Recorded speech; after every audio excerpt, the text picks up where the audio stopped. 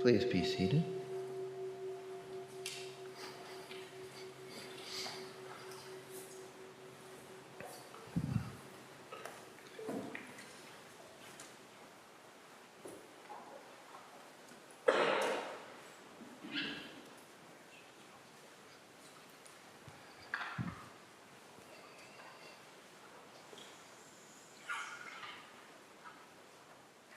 Please use today's liturgy book, as there are some special and very important changes to our liturgy this Ango.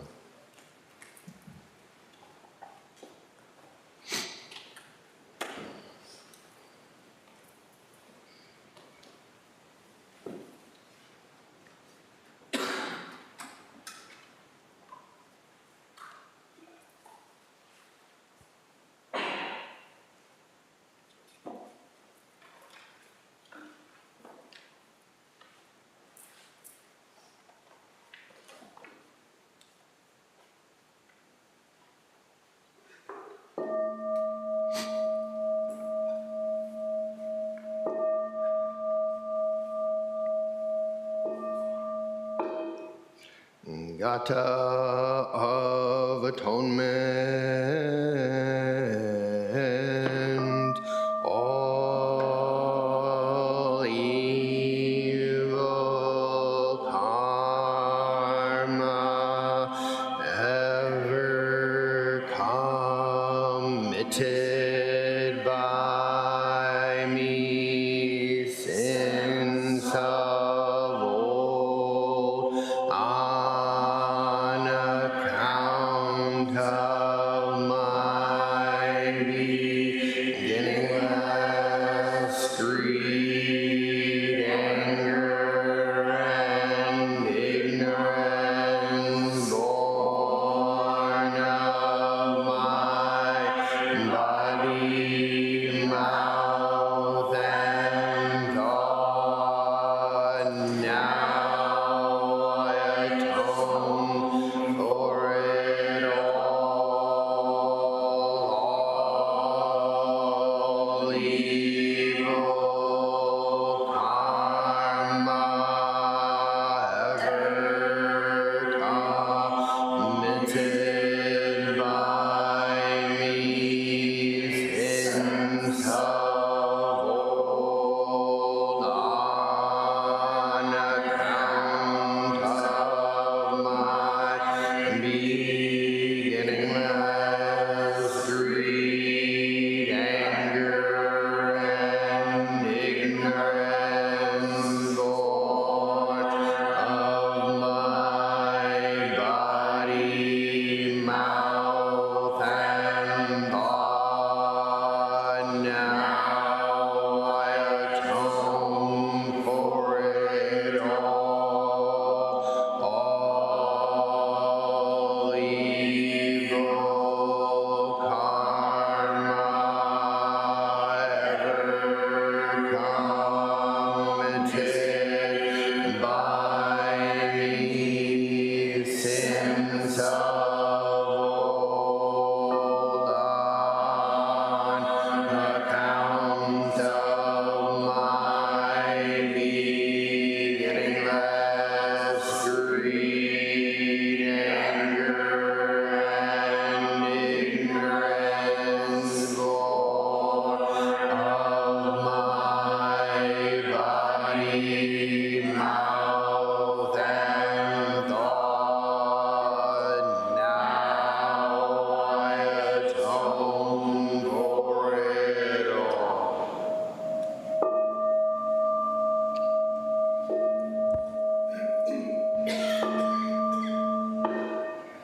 Nakaya 3 Refuges.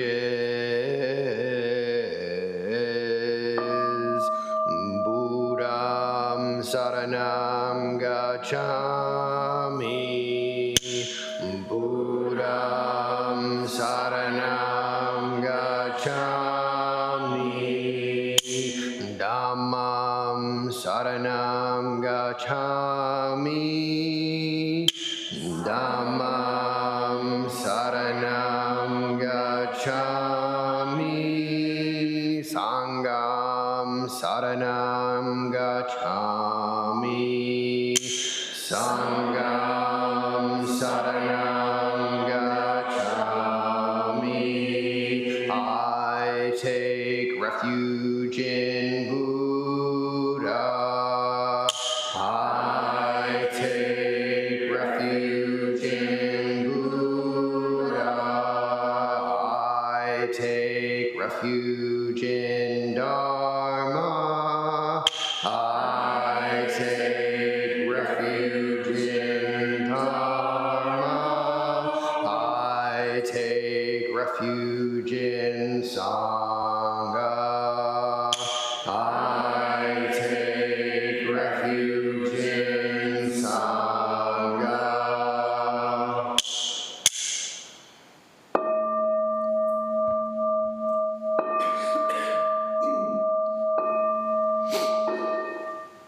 The 5 remembrances. I am of the nature to grow old. There is no way to escape growing old. I am of the nature to have ill health. There is no way to escape having ill health. I am of the nature to die. There is no way to escape death. All that is dear to me and everyone I love are of the nature of change. There is no way to escape being separated from them. My deeds are my closest companions. I am the beneficiary of my deeds. My deeds are the ground on which I stand. I am of the nature to grow old. There is no way to escape growing old. I am of the nature to have ill health. There is no way to escape having ill health. I am of the nature to die. There is no way to escape death. All that is dear to me and everyone I love are of the nature of change. There is no way to escape being separated from them. My deeds are my closest companions. I am the beneficiary of my deeds. My deeds are the ground on which I stand.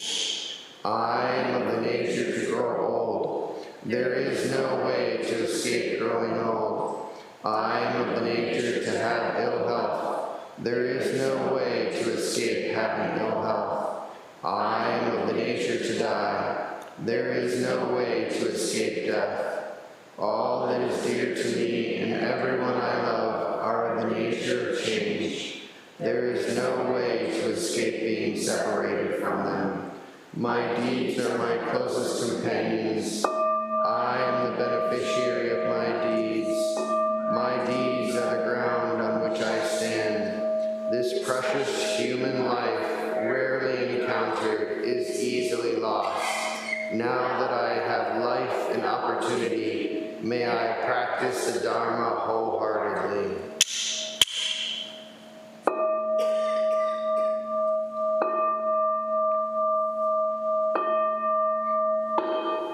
Mahayana refuge. In my heart, I take refuge in Buddha, Dharma, and Sangha. May I liberate suffering beings and bring them to great joy. May the compassionate spirit of love grow within me, that I may actualize the great way. In my heart, I take refuge in Buddha, Dharma, and Sangha. May I liberate suffering beings and bring them to great joy.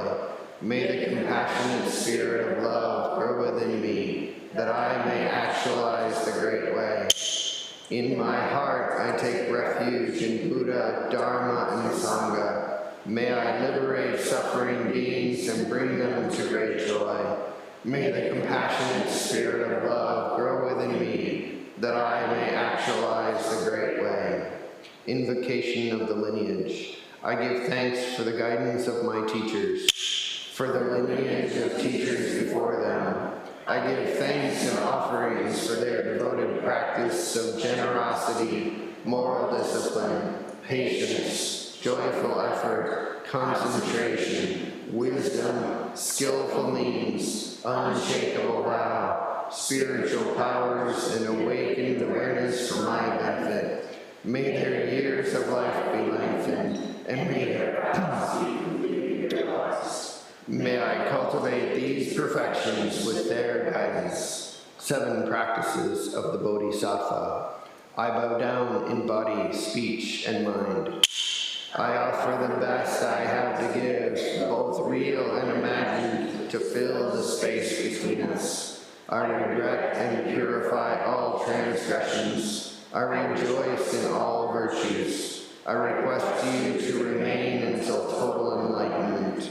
I request wise and compassionate guidance. I dedicate my merit for the sake of all beings.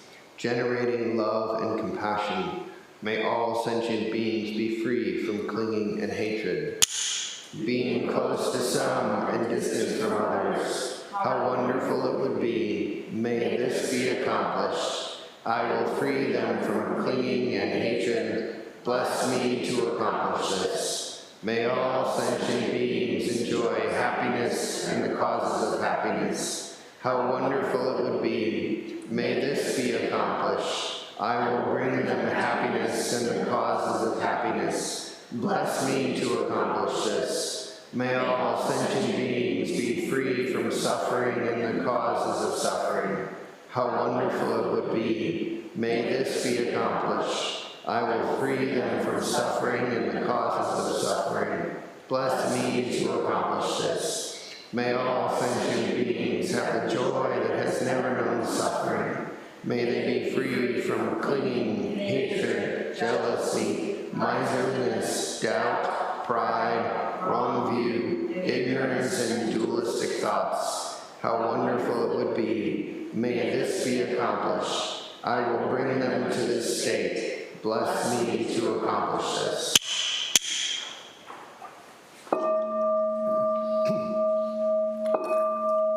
Please turn to page 16 in the spiral-bound liturgy books.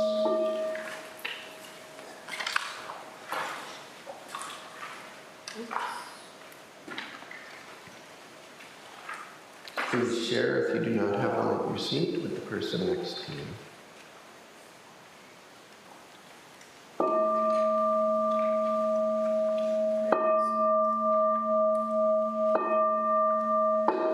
Loving Kindness Sutra. This is what should be done.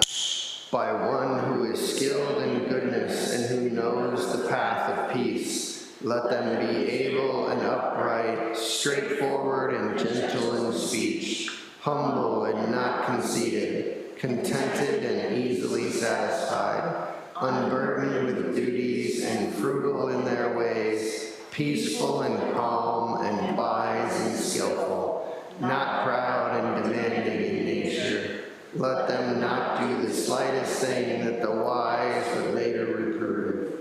Wishing in gladness and in safety, may all beings be at ease. Whatever living beings there may be, whether they are weak or strong, omitting none, the great or the mighty, medium, short, or tall, the seen and the unseen, those living near and far away, those born and to be born, may all beings be at ease. Let none deceive another or despise any being in any state. Let none through anger or ill will wish harm upon another, even as a mother protects with her life her child, her only child. So with a boundless heart should one cherish all living beings, radiating kindness over the entire world, spreading upward to the skies and downward to the depths,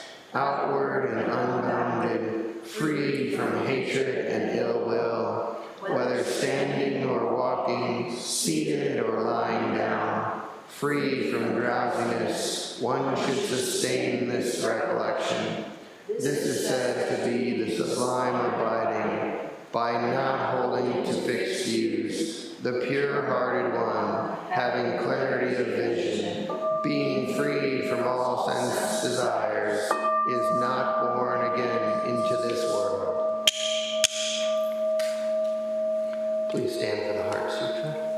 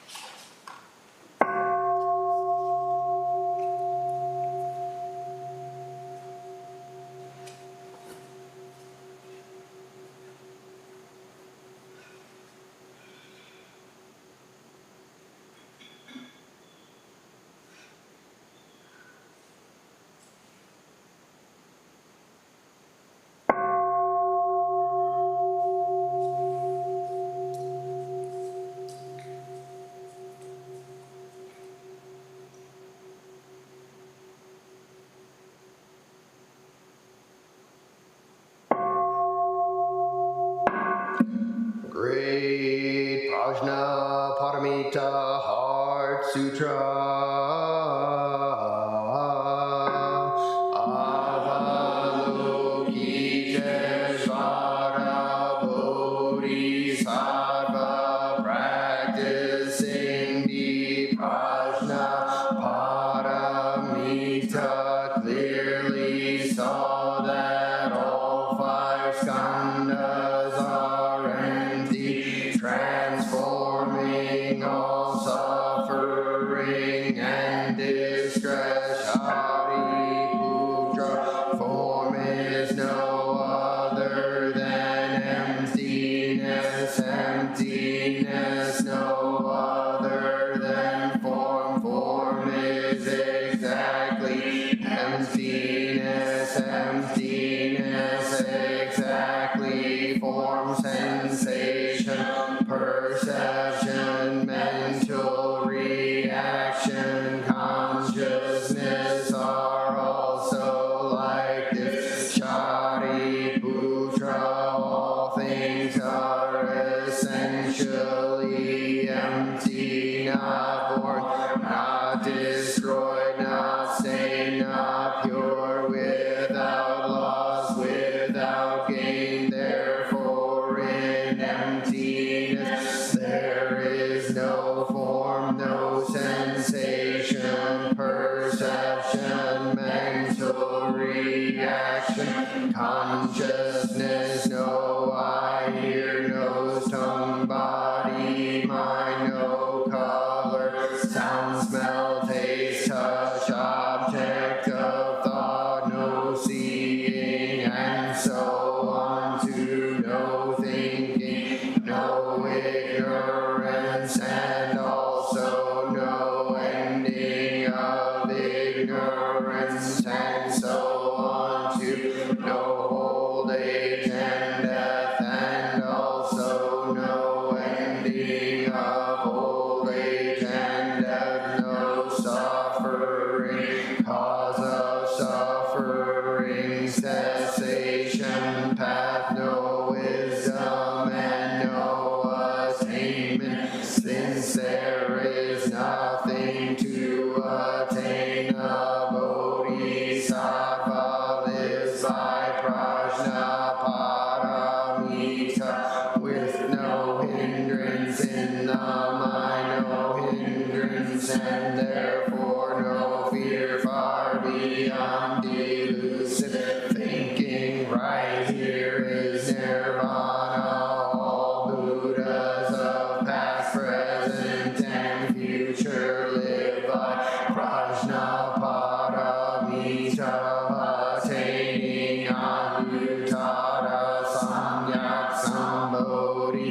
Therefore know that prajna paramita is the great sacred mantra, the great vivid mantra, the unsurpassed mantra, the supreme mantra, which completely removes suffering. This is truth, not mere formality. Therefore set forth the prajna paramita mantra, set forth this mantra and proclaim. Gate, gate, para, gate, parsam, gate, bodhisvaha, gate, gate, para, gate, parsam, gate, bodhisvaha, gate, gate, para, gate, parsam, gate, bodhisvaha. Infinite realms of light and dark convey the Buddha mind. All that is and we ourselves come forth in perfect harmony. We offer this sincere and devoted practice for the many beings of the 6 worlds, and dedicated in grateful thanks to the strength and sound practice of the great heartlands and Buddhist Sangha Temple in Toledo and its teachers. May our virtuous actions be clear from all interferences, and may our vows be fully realized. We especially dedicate this offering to Debbie, Stella, Ryan, Sean, Michael, Terry, Carolyn, Elisa, Uncle Mike, Dan, and Tom, and as well as though these names at the time of their death: Gary Borton, Dan Silver, Virginia, as well as the loss of Barsana's 2 loved ones, Tinker and Tootsie, as well as the death of Sharon Perry. We especially dedicate these merits to those names we hold in the silence of our hearts, as well as those we now voice aloud.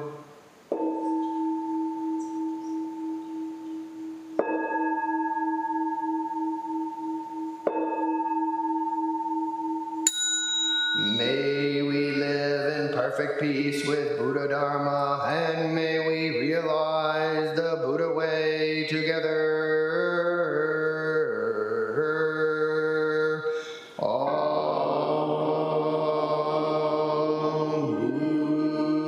Buddhas throughout space and time, all honored ones, Bodhisattva, Mahasattvas, wisdom beyond wisdom, Mahaprajnam Paramita.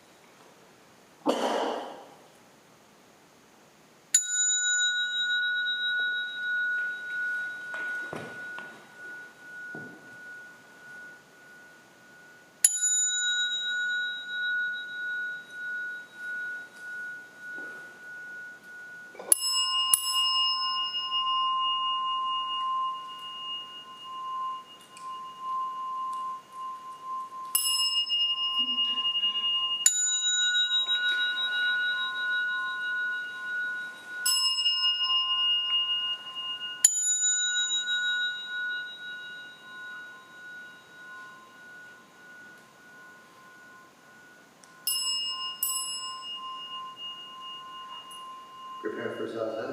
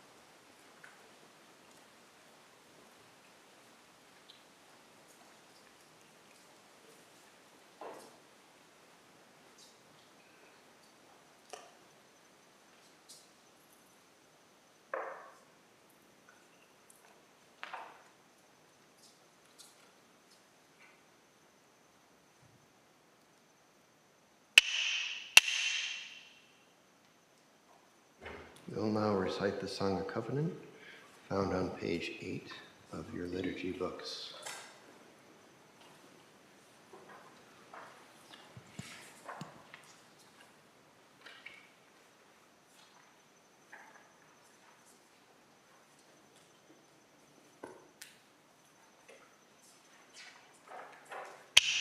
We, the Daishin Kokuji Sangha, with respect for the worth and dignity of each person, with wonder at the wisdom and compassion we seek to cultivate by practice, and with deep gratitude for the teachers of this lineage and our connection to one another, covenant to support each other by upholding the precepts of doing no harm, practicing good, and actualizing good for others.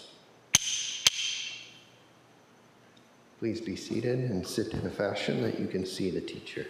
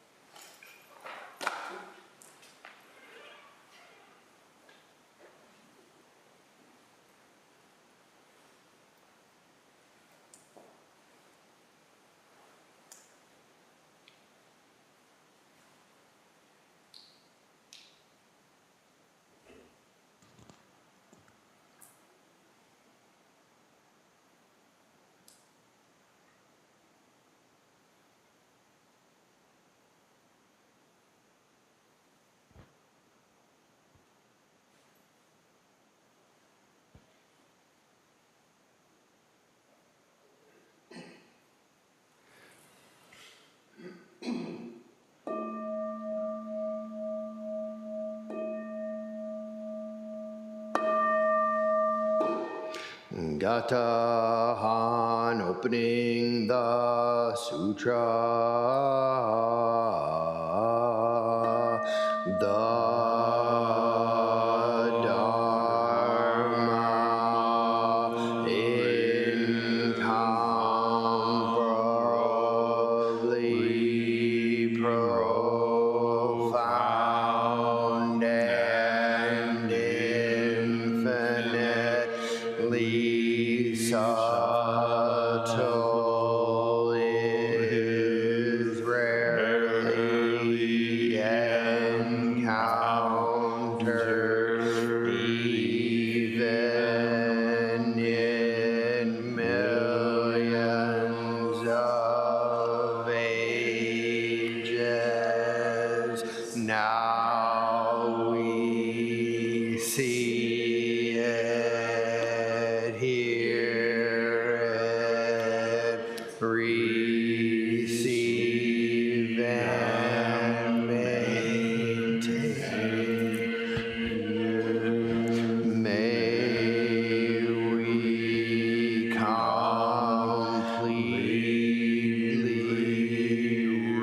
realize the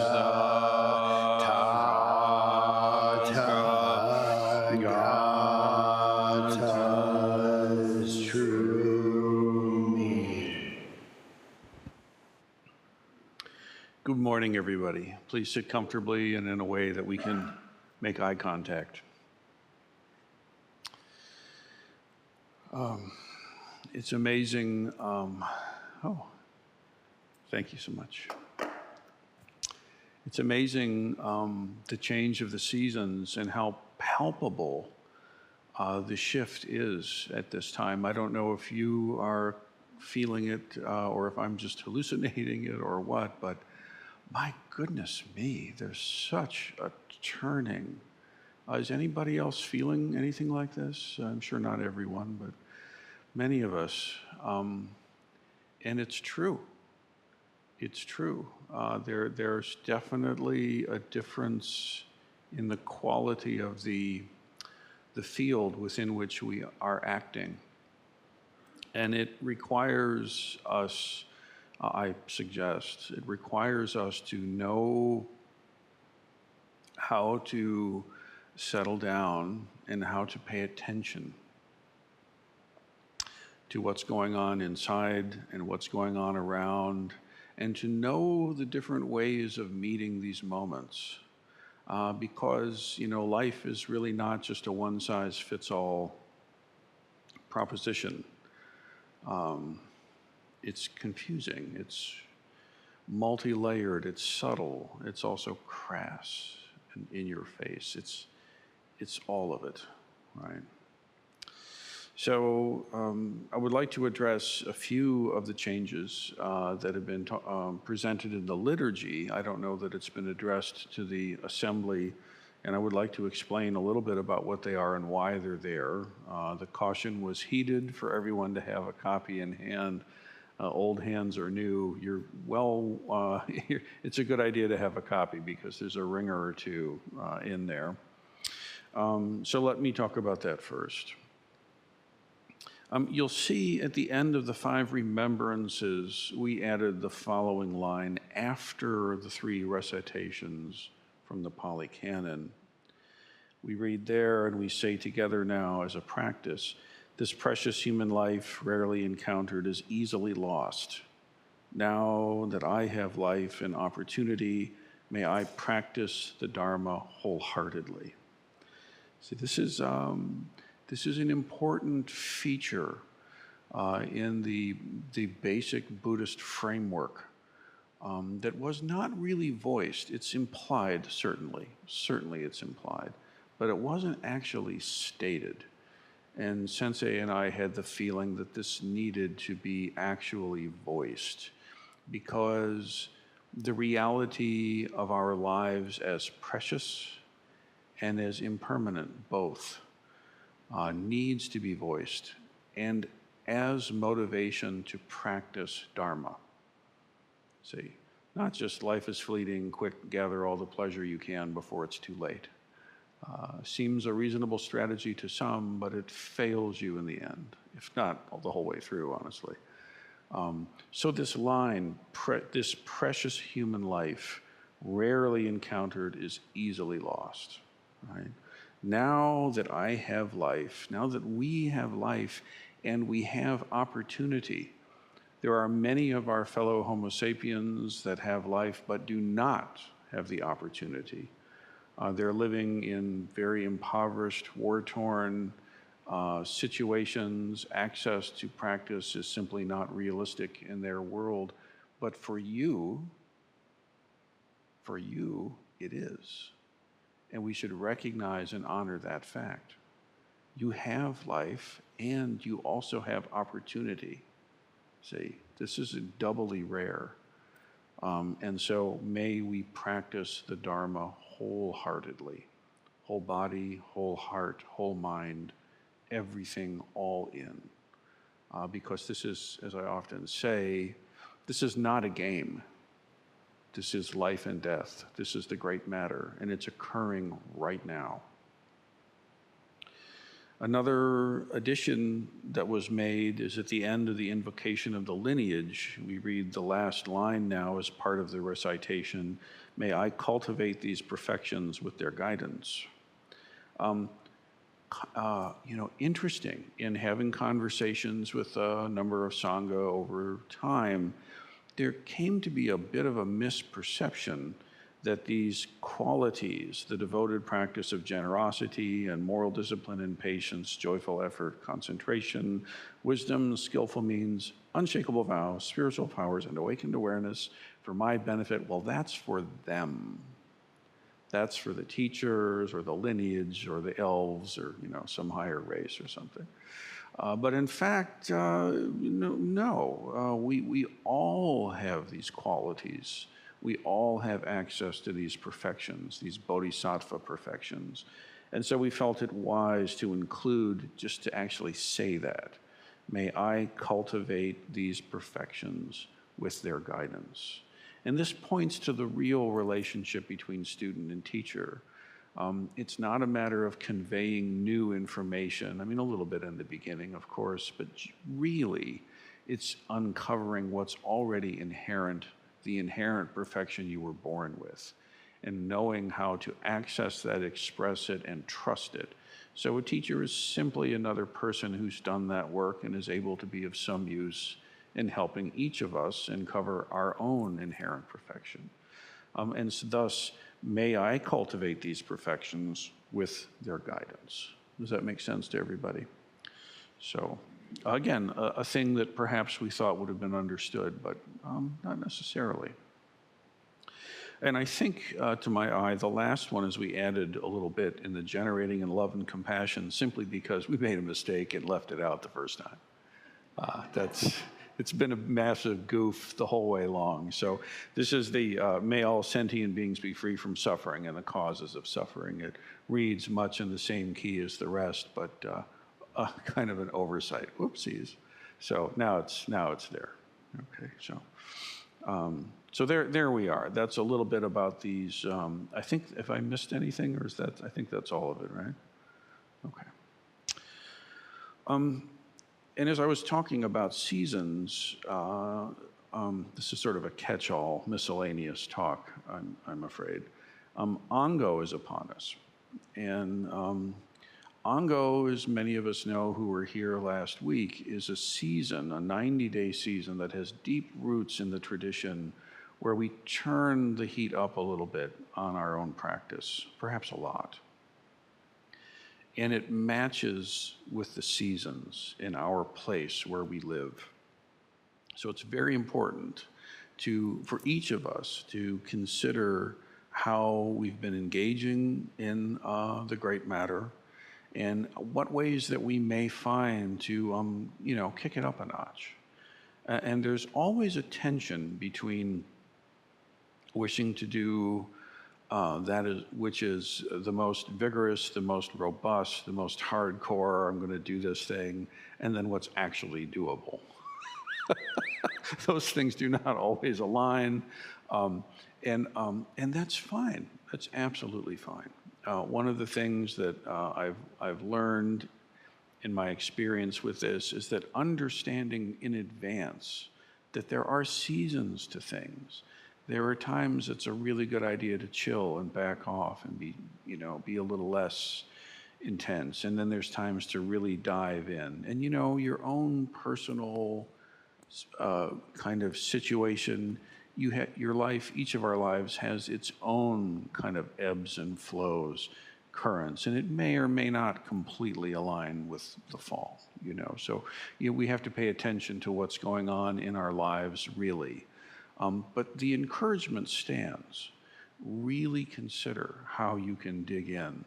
And I suggest that this is done not just as a thought experiment once in a while, but actually write it out.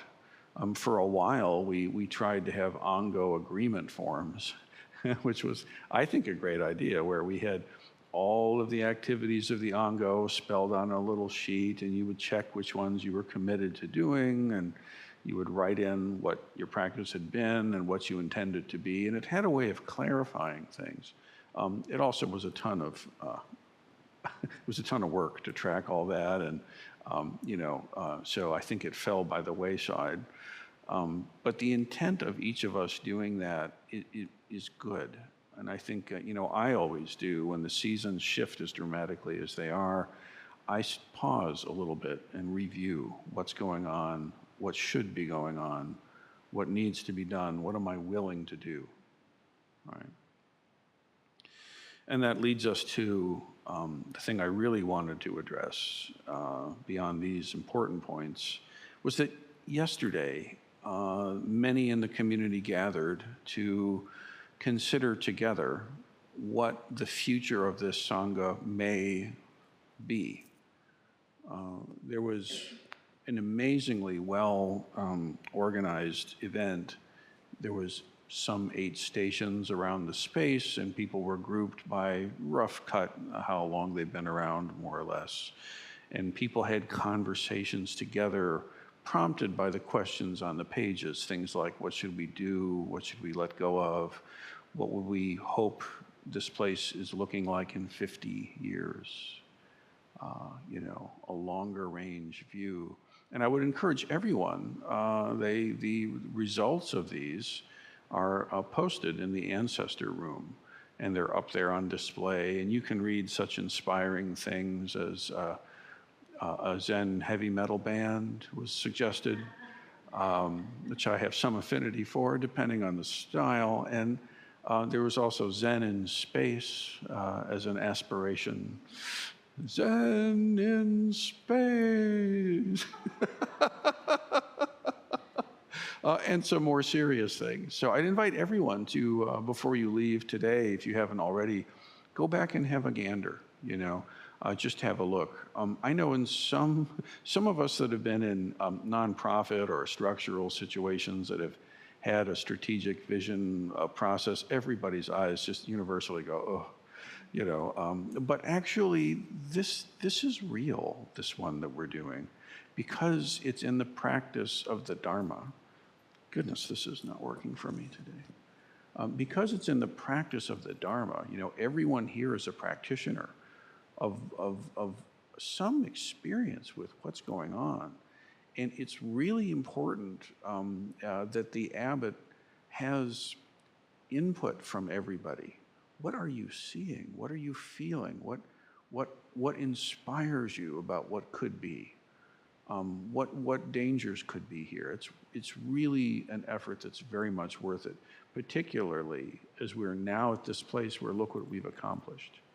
Here we are together, almost a year, kind of settling into this place in these woods with this magnificence that we're surrounded by. It's actually a really good time to not take anything for granted and to not coast.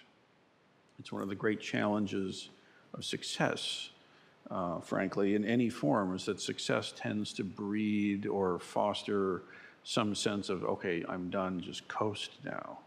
And of course, that starts the cycle going towards decay. You know what I mean? You finally get your BMI index where you hoped it would be, oh, thank God that's done. And then before you know it, 3 pizzas later, oh no, what happened there?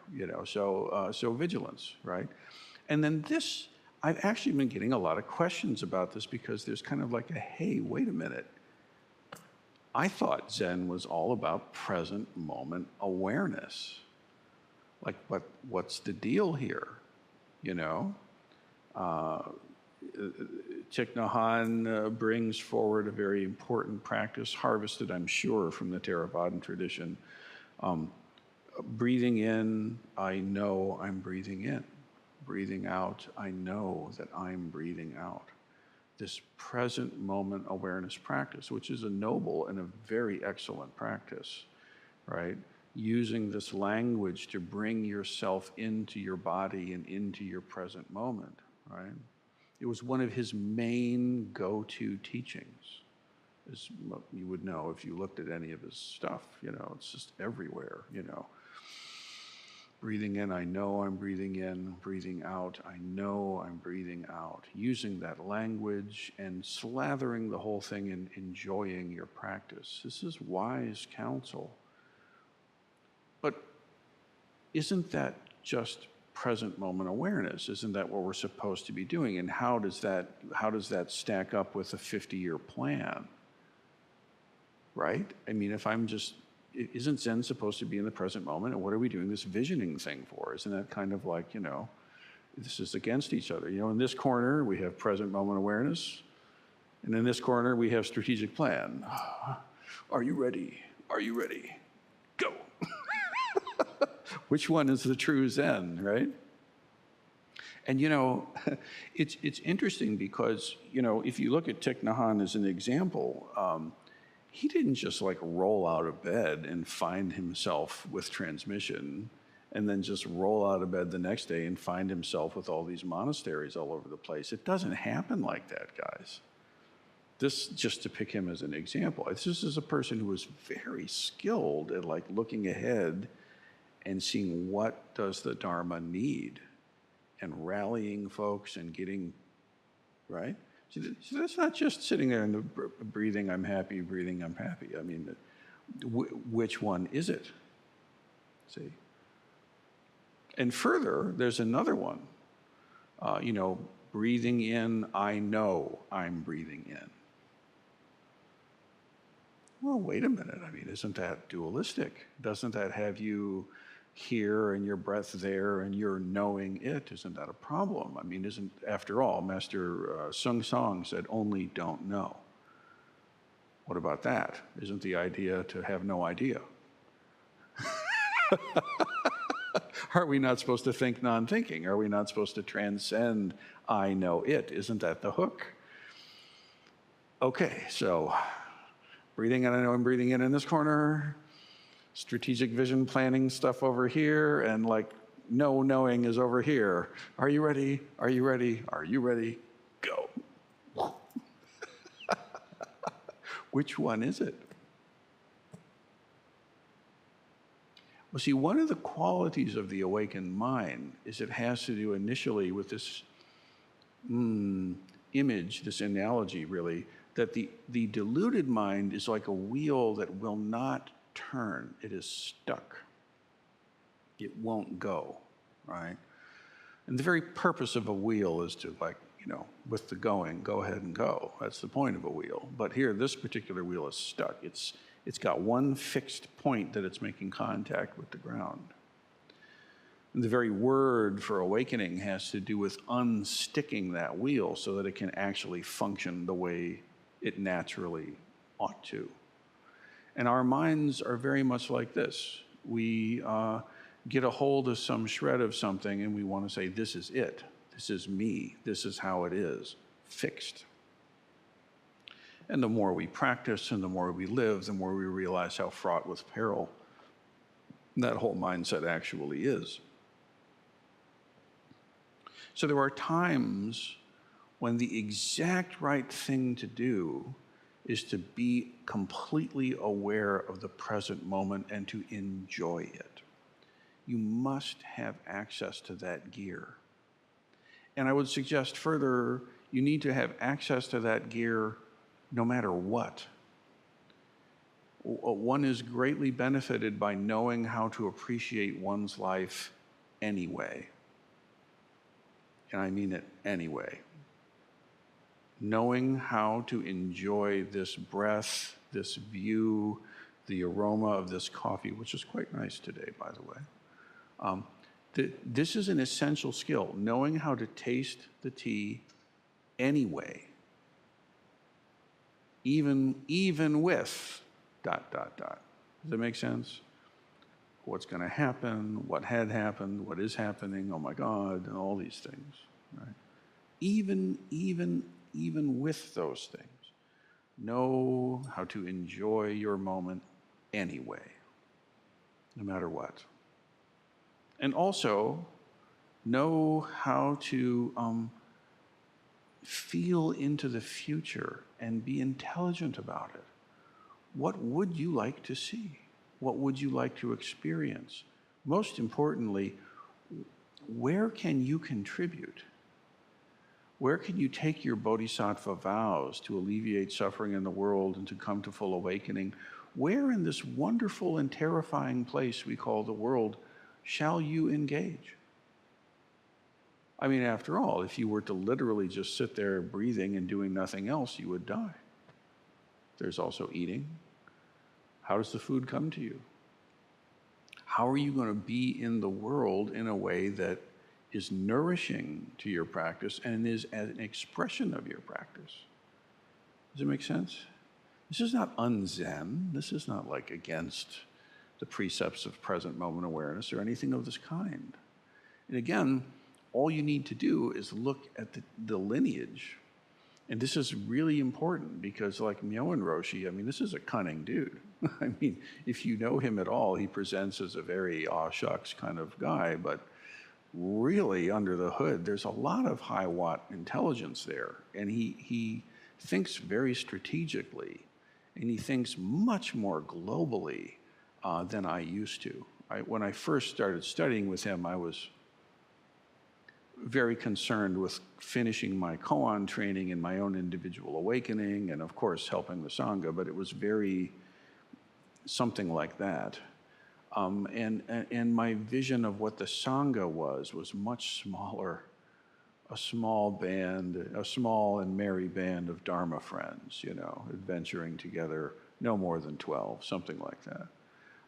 And wow, I mean, Myoen Roshi really opened my eyes to a much wider vision of not what needs to be, but what could be, to be able to help more folks, to help the Dharma actually flourish. You see? So this is, when it's time to vision the future, do that. Take all of your present moment awareness and use it to think about what shall I do with what I assume to be the next 5 years where I'll be alive. It's not against practice at all. It's quite congruent with it. And then ultimately, this business of not knowing, this is a serious thing. It is the most intimate of all. And this is the one that you really, it's hard-earned to really experience it and to have access to it. It takes some gumption. It's easy to get a shallow, kind of a grazing encounter with this. But to really encounter the great not knowing, to really study the mystery, as we say, and the identity of relative and absolute, you see in this mode of awareness that I'm here enjoying my breath does not cut it.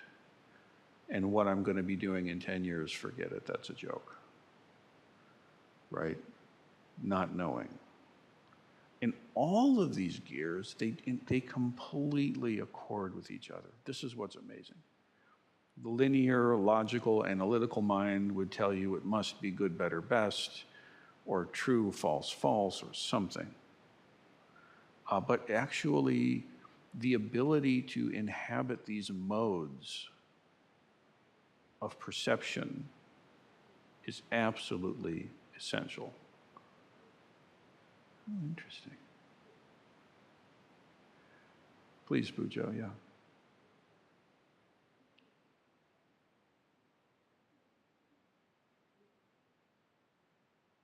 It's a perfect example. It's a perfect presentation.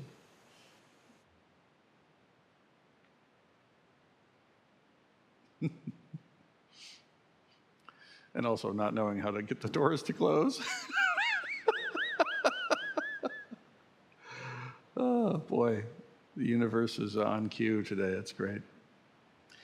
Anyway, I just really want to encourage everybody, when you think you've got a hold of it and you know what this is all about, be very careful about that.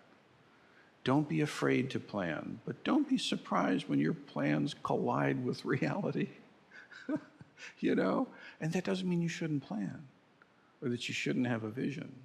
And you should know when you're breathing and be able to enjoy that. You should recognize red means stop, green means go, as we say at the end of session retreats.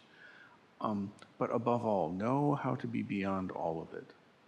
Know how to completely let the self go, because that really is the linchpin. If we can learn how to embody and express and be that not knowing, then when we start knowing what needs to happen, it actually has some weight behind it. Does that make sense? The ego is so quick to identify with its machinations and plans that really, if you're right, it's almost by accident. Come from the source. Come from the true place. And then you can trust what rises from that. How do you access this? How do you get this? Dear one, you must sit. And you must sit not just casually 20 minutes a day, which is good, but come to session, come to retreat, if you can, and probably you can. Set the time aside for yourself to really get into your own practice. I'm not going to say session is easy. I'm not going to say it's difficult. I won't say it's neither. It's all of that and a lot more. But hey, it's Ango, right? And you're alive. And your life is precious. And you do have the opportunity to dig in deep. And I promise you, if you do, 10 years from now, you will not regret having done it. But if you just coast, 10 years from now, you certainly will. Please take it up.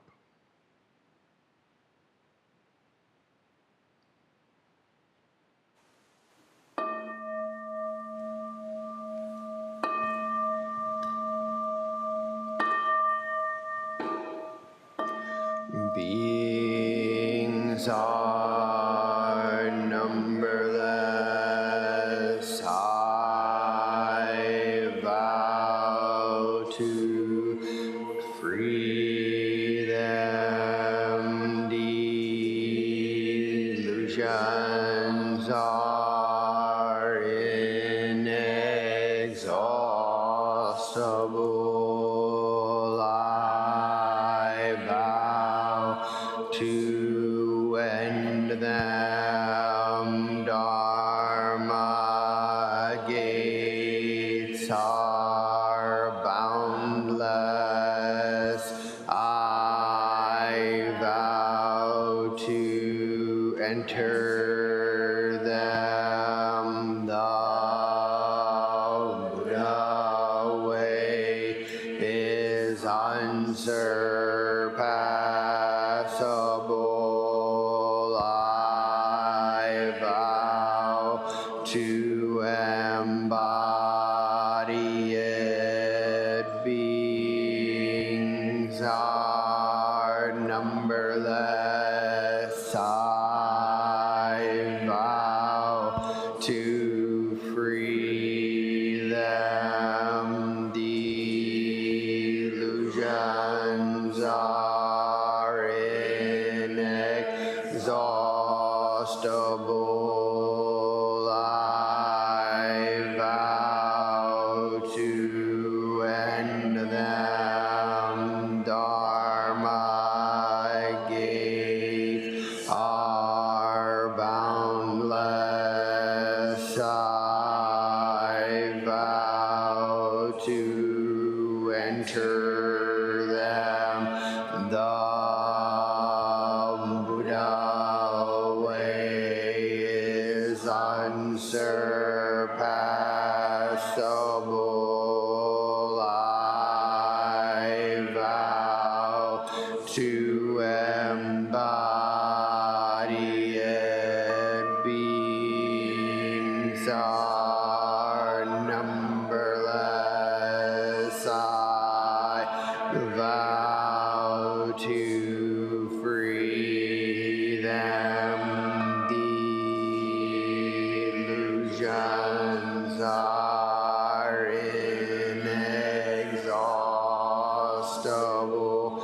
I vow to end them. Dharma gates are boundless.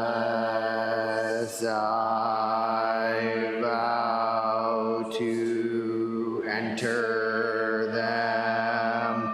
The Buddha way is unsurpassable. I vow to embody.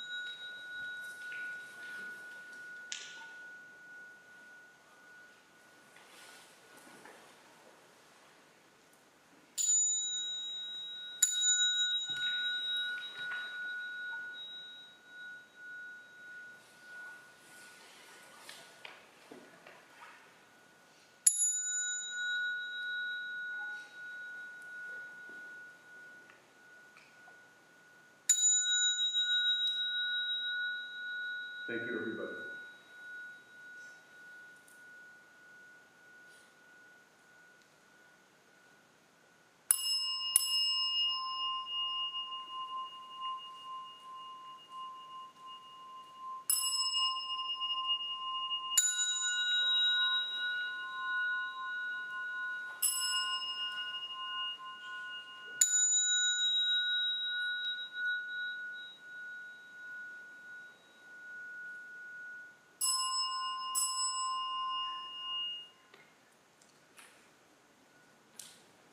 Thank you all for coming today. One of the Future Vision ceremony items was reduce the amount of announcements after a Sunday service. So in that spirit, we'll try to make this very quick and easy. Friday night is game night. Bring a board game, bring a friend. This is one of those events where, you can definitely bring someone with you and have some fun. Snacks are usually, bring a snack. They're usually out by 6:30. Games start at 7. And little groups form. It's very free for all. So please join us. Our first Ango workshop is Saturday. Am I correct? Correct. Yes. So next Saturday, 2 to 5, our first Ango workshop. It'll be on the 7 practices of the Bodhisattva.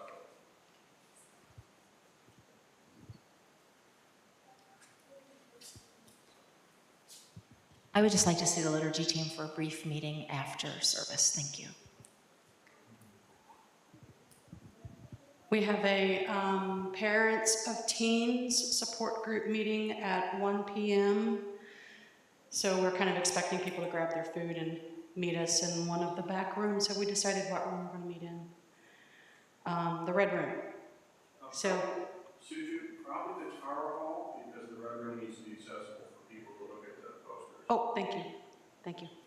So the Tara Hall. Thank you.